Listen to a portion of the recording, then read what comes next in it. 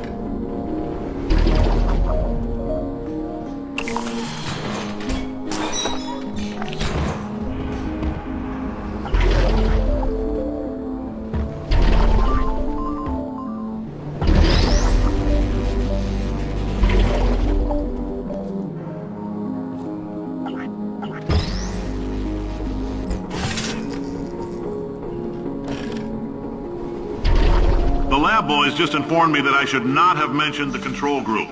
They're telling me I ought to stop making these pre-recorded messages. That gave me an idea. Make more pre-recorded messages. I pay the bills here, I can talk about the control group all damn day.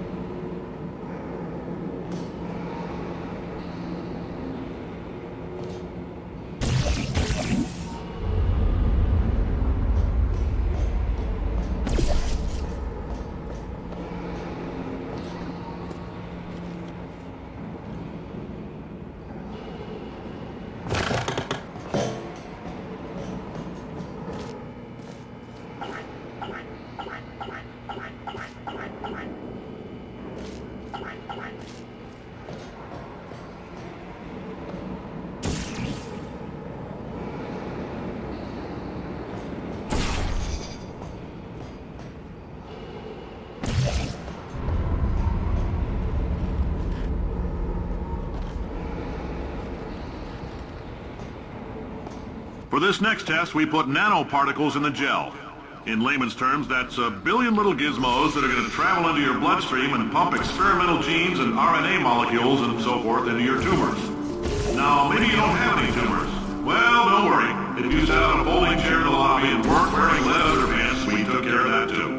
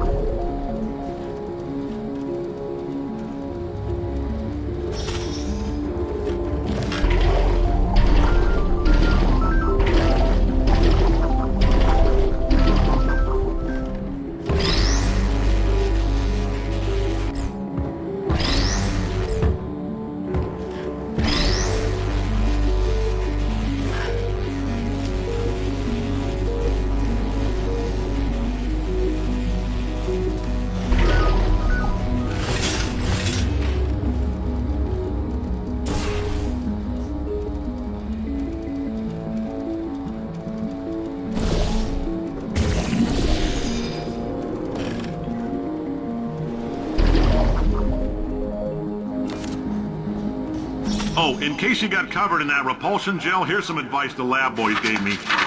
do not get covered in the repulsion gel. We haven't entirely nailed down what element it is yet, but I'll tell you this, it's a lively one, and it does not like the human skeleton.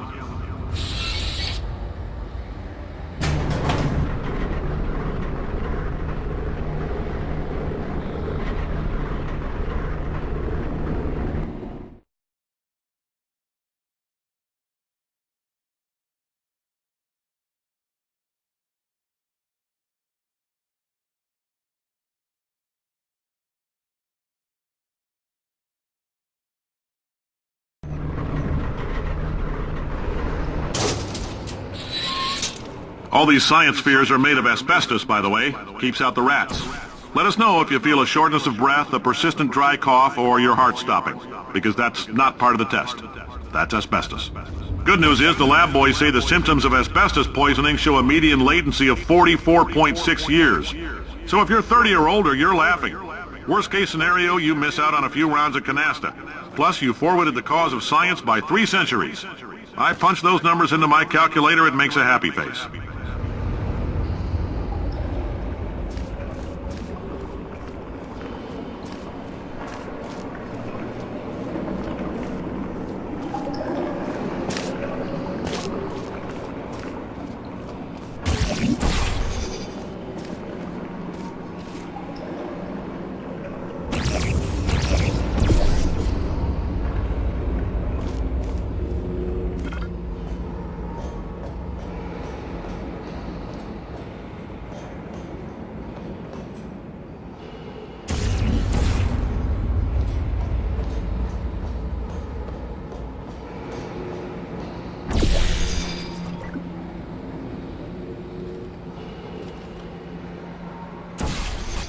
I like your style. You make up your own rules, just like me.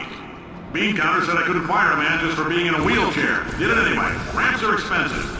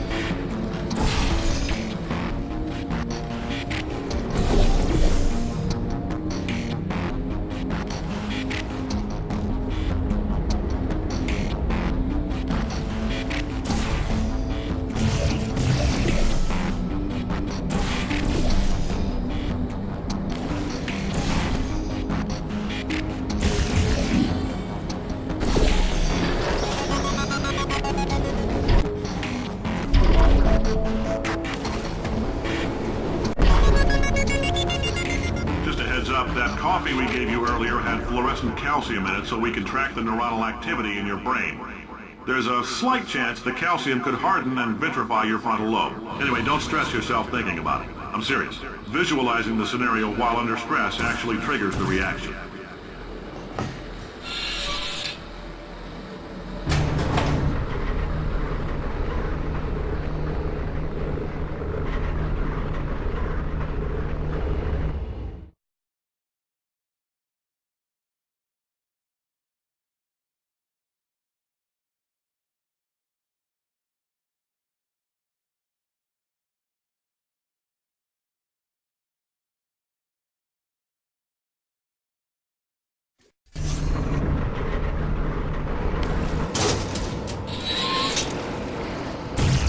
Now, if you're part of Control Group Kepler-7, we implanted a tiny microchip about the size of a postcard into your skull. Most likely you've forgotten it's even there. But if it starts vibrating and beeping during this next test, let us know. Because that means it's about to hit 500 degrees, so we're going to need to go ahead and get that out of you pretty fast.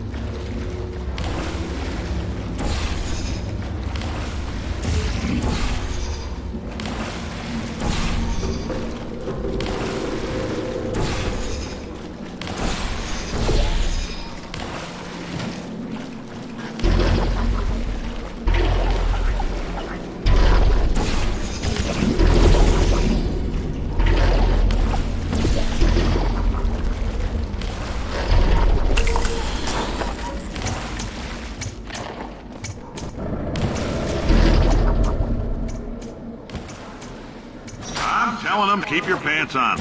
All right, this next test may involve trace amounts of time travel. So, word of advice, if you meet yourself on the testing track, don't make eye contact. Lab boys tell me that'll wipe out time. Entirely. Forward and backward. So, do both of yourselves a favor and just let that handsome devil go about his business.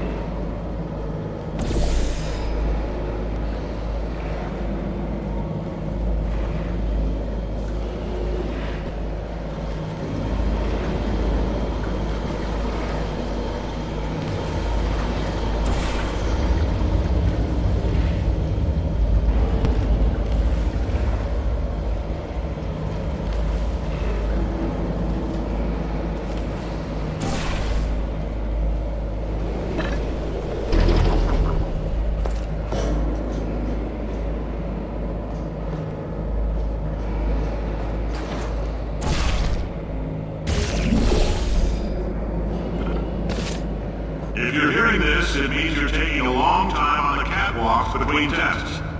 The lab boys say that might be a fear reaction. I'm no psychiatrist, but coming from a bunch of eggheads who wouldn't recognize the thrill of danger if it walked up and snapped their little pink bras, that sounds like projection.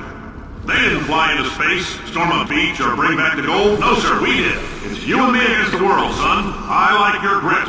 Hustle could use some work, though. Now let's solve this thing.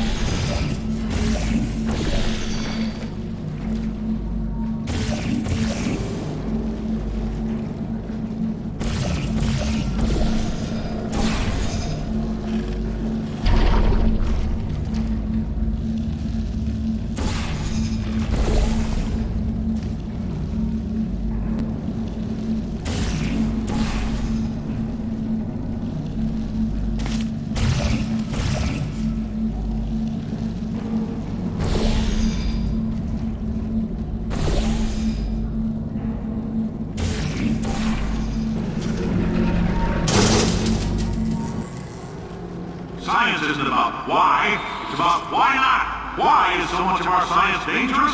Why not marry safe science if you love it so much? In fact, why not invent a special safety door that won't hit you on the butt on the way out because you are fired? Now you test subject, you're doing fine. Yes, you. Box your stuff. Out the front door. Parking lot. Car. Goodbye.